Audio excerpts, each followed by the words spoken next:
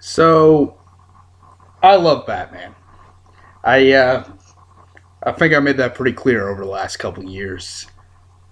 Love Batman. Love the universe he lives in. Love his supporting cast. But am I the only one who gets a little bit tired of how they all tend to tread the same ground? Angst, personal tragedy. It's such a great burden being a hero. You ever want something in the same universe but can go just a wee bit lighter, a wee bit more positive? Have I got a treat for you? The Batgirl series by Brian Miller, starring Stephanie Brown. Side note: anyone else find it weird that the the first Batgirl, at least in universe, Barbara Gordon, the first published Batgirl was a character named Betty Kane, but I digress. Was the last one to get her own solo series. Took her till the New 52 for that to happen. As Batgirl, she had Birds of Prey, but whatever. I'm getting off topic. So this was a series published from 2009 to 2011, and was canceled just before Flashpoint came out in order for the New 52 to happen.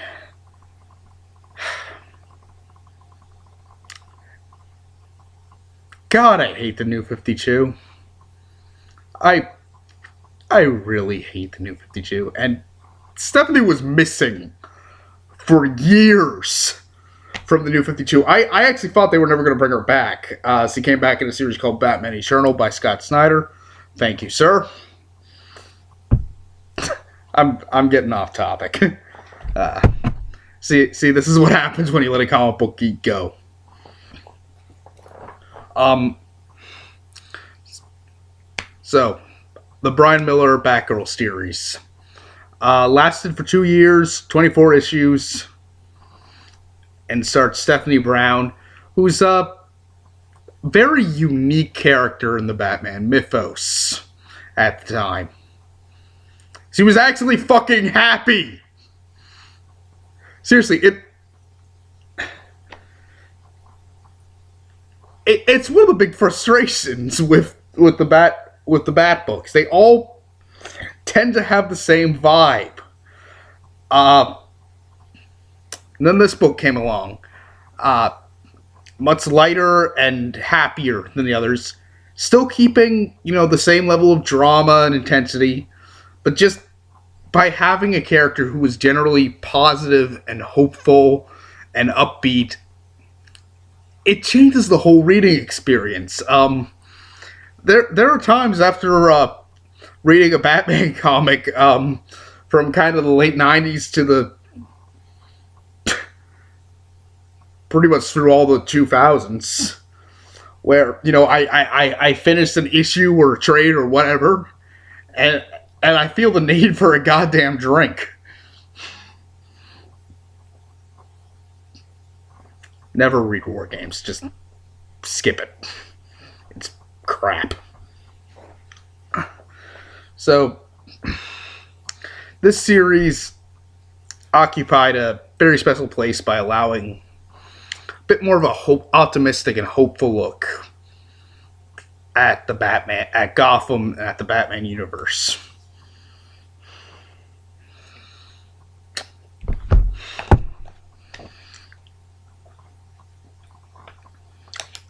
So this trade is volume 1 of 2. Second one's coming out in a couple months. This collects the first 12 issues of the story, which is essentially one long story arc, split into smaller stories about Stephanie taking over the mantle. At the start of the series, Cassandra Cain decides to retire from being Batgirl. I'm not going to spoil why she does that. That comes up. That'll be revealed in the second second volume, but it's most likely, but it's a good reveal. I like it.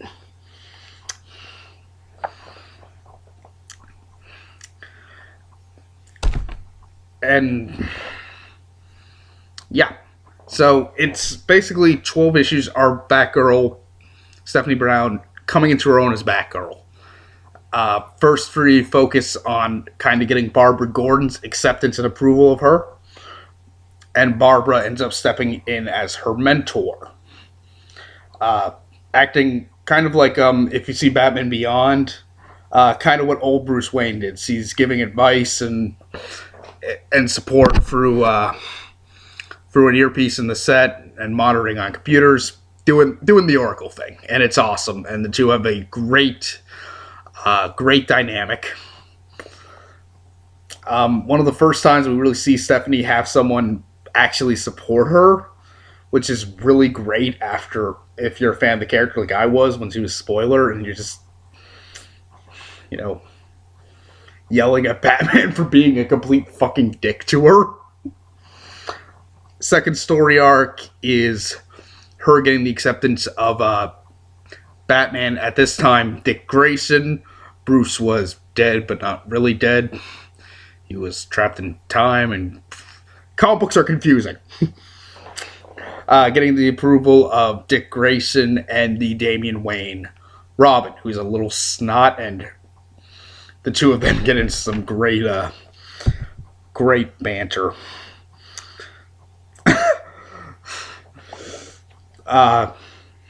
One point, she tells him that it doesn't have to. See, Damian asks why she's doing this. There's no drive for vengeance, no deep tragedy in her past. Although I'd say having an abusive criminal father qualifies as a certain amount of tragedy, but I digress.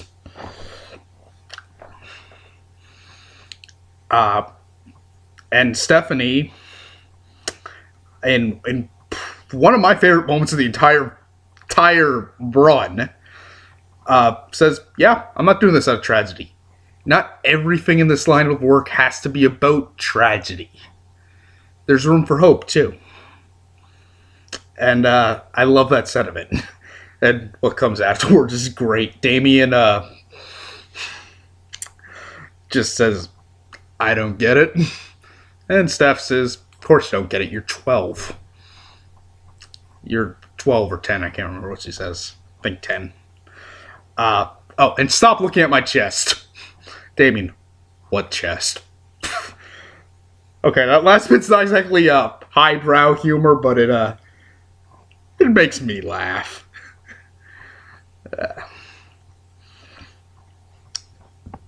The art in the series is handled primarily by Lee Garbett, with occasional guest issues by Trevor Scott, and it's just gorgeous. Try to find a good splash page or something I can show you.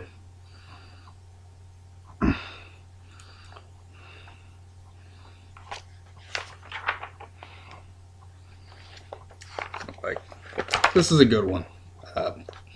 Just everybody looks distinct. They get great profiles. Steph probably has my favorite Batgirl suit. The black with the purple highlights and the extra belt around the thigh. I dig it. I dig it. And the third arc is basically Stephanie accepting herself as Batgirl, if that makes sense. In a lot of ways, thematically, the book is about growing up and maturing, which makes sense. Brian Miller was a writer on Smallville, which had the same thematic thoroughfare. Took 10 seasons to fucking achieve anything with that, but that was the Smallville would have been better if it was just like cut in half. Like just 5 seasons. Seriously, I go 10 seasons and I get Clark in the suit for like, what, 10 minutes maybe? But I digress. So, let's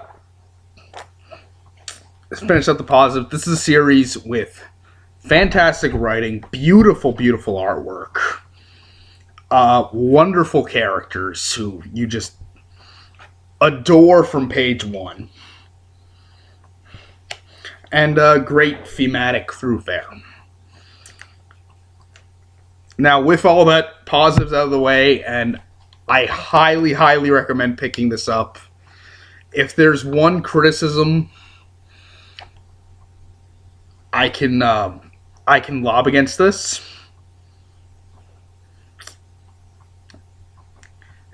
this probably isn't a book that's going to be very kind to new readers. It relies on Stephanie's backstory, her time as Spoiler, the short time she was Robin, everything that happened in War Games, essentially in an attempt to prove herself to Bruce after he made her Robin and then treat her like crap. She accidentally sets off a gang war by accident because Bruce didn't trust her, and it's a long thing. And end of the story, she appears to die,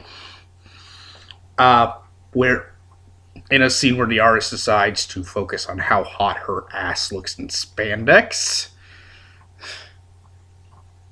And people wonder why comic books get criticism from feminists on occasion. And a normally heroic figure, the Bat family, refuses to give her medical treatment in order to teach Bruce a lesson. Yeah, that got retconned very quickly, and thank God to her helping Stephanie fake her death so she could get out of Gotham. But that is a lot of backstory, and it is, for the most part, explained in here to an extent, but it can be kind of drowning for a new reader who doesn't know this.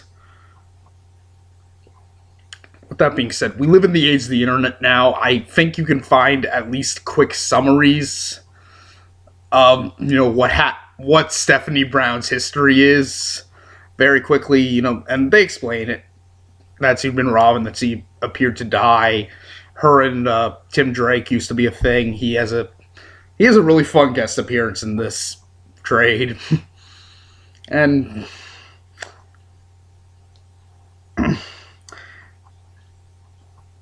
like I said, everything gets explained at least somewhat, but it's probably a little jarring to new readers coming in.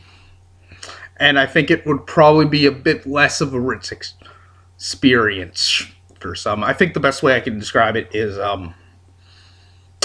Captain America Civil War. I feel like most people can come in and follow it along okay and understand it, even if they hadn't seen the other movies and just had basic kind of pop culture osmosis of this is Captain America, this is Ant-Man, this is Iron Man, that type of thing. But it's a much more rich experience for people who know the history, and I think that's the same with this series.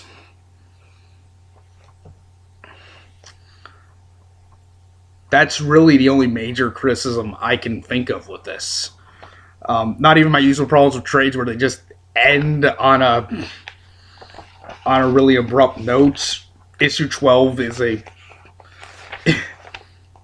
a good ending shot, bit of a cliffhanger, but look at this as one of the last pages. Just Stephanie going off into the night and a caption box saying she's amazing. That is a good ending place to leave our hero on while you're waiting for the next trade. So, to end my almost 15-minute ramblings, Batgirl, Stephanie Brown, Volume 1, written by Brian Q. Miller, art by Lee Garbett and Trevor Scott. Highly, highly recommended. Pick it up if you get the chance. It's pretty reasonably priced. Can't recommend it enough. This is one of my favorite issues, my favorite series in the Batman and the Bat books. Can't wait for Volume 2 to come out. Really want Stephanie Brown to get her own solo series. She's currently appearing in Detective Comics Rebirth. Check it out. I'm Matt McClagan. This is Let's Talk Comics. See you next time.